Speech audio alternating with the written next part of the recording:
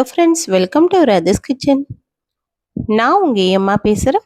இன்னைக்கு நம்ம சேனலில் பேச்சுலர்ஸ் பிகினர்ஸும் சுலபமாக செய்யக்கூடிய நெல்லூர் கார தோசை எப்படி செய்கிறது தான் பார்க்க போகிறோம்.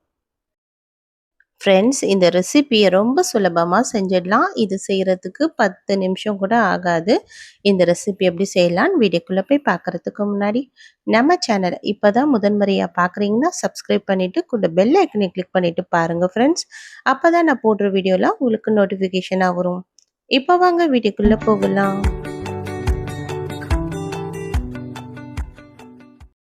ஃப்ரெண்ட்ஸ், இந்த நெல்லூர் ஸ்பெஷல் கார தோசை செய்கிறதுக்காக இப்போ நம்ம இந்த மிக்ஸி ஜாரில் 2 மீடியம் சைஸ் வெங்காயம் எடுத்து சேர்த்துக்கலாம். இது கூடவே 4-5 வரமிளகாயும் சேர்த்துக்கலாம்.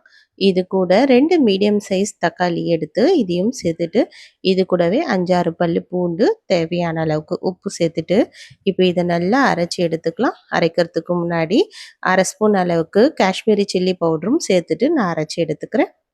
இப்போ நம்ம இதை நல்லா இந்த தண்ணி சேர்க்காம அரைச்சி எடுத்தாச்சு. இப்போ நம்ம இதை தாளிக்கிறதுக்காக ஸ்டவ்வில் ஒரு கடாய் வச்சுக்கலாம். இந்த கடாய் நல்லா சூடானதுக்கப்புறம் 2 டேபிள் ஸ்பூன் அளவுக்கு எண்ணெய் சேர்த்துடலாம். எண்ணெய் சூடானதுக்கப்புறம் 1/2 ஸ்பூன் அளவுக்கு கடுகு சேர்த்துட்டு, இது பொரிஞ்சு வர நேரத்துலேயே கொஞ்சமாக கறிவேப்பிலையும் சேர்த்துக்கலாம். இதெல்லாம் சேர்த்துட்டு இப்போ நம்ம அரைச்சி வச்சுருந்த இந்த பேஸ்ட்டையும் சேர்த்துக்கலாம். சேர்த்துட்டு மிக்ஸி ஜார் அலசி ஒரு 1/4 டம்ளர் அளவுக்கு மட்டும் தண்ணி சேர்த்துக்கலாம். இப்போ இதெல்லாம் சேர்த்துட்டு ஸ்டவ் மீடியம் ஃப்ளேமில் வச்சுட்டு இதை நல்லா கலந்து விடலாம்.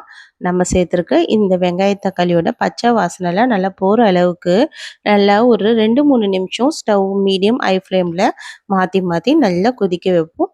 இப்போ இது நல்லா கொதித்து நல்லா திக்காகி வர ஆரம்பிக்கணும். இது நல்லா திக்காக ஈரப்பதெல்லாம் குறைஞ்சி நல்லா பேஸ்ட்டாக வர அளவுக்கு நல்லா நம்ம கலந்து விடணும். இப்போ நல்லா ஒரு 5 நிமிஷம் ஆனதுக்கப்புறம் இந்த அளவுக்கு நல்லா திக்காகி வந்துடுச்சு. இப்போ ஸ்டவ் ஆஃப் பண்ணி விட்டுடலாம். இப்போ நம்ம நார்மலாக தோசைக்கல்ல நம்ம எப்பவும் போல் தோசை நம்ம மெலிசாவும் திக்காவும் உங்களுக்கு எப்படி தேவையோ அது போல் தோசை ஊற்றிக்குங்க. தோசை ஊற்றிட்டு உங்களுக்கு தேவையான நெய் இல்லைன்னா எண்ணெய் இதில் சேர்த்துக்குங்க.